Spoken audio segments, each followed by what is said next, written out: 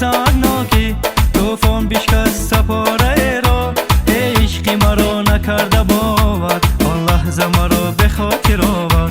ای عشقی مرا نکرده باور، آن لحظه مرا به خاطر آور. در صبح بهار جای شبنم، در بالین گل اگر بینی، یا سعید بخون کشیده ای را افتاد از بالا پر بینی.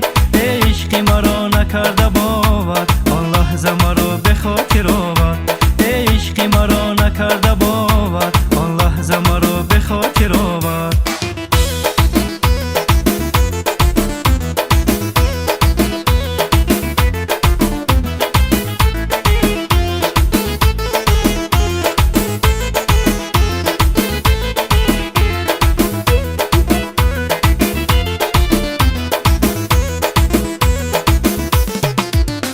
با من به نگاهی دل پریدی، در عاشقی بیقرار گشتی. در دشت جنونی بیکرانی، سرگشته من از بار گشتی. یا پیر شدیم چو من دریغا، از آینه شمسال گشتی. یا پیر شدیم چو من دریغا، از آینه شمسال گشتی. ای عشقی مرا نکرده باور، آن لحظه مرا به خاطر آور. ای عشقی مرا نکرده باور، آن لحظه مرا به خاطر آور.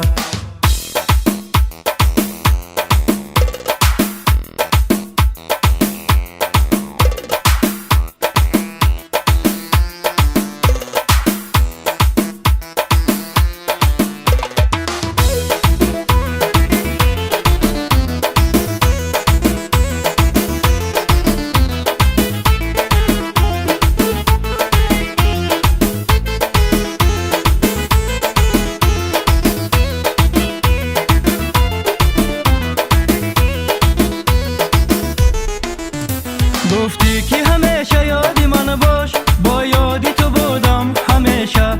من هر غزل و ترانم را بهری تو سرودم همیشه.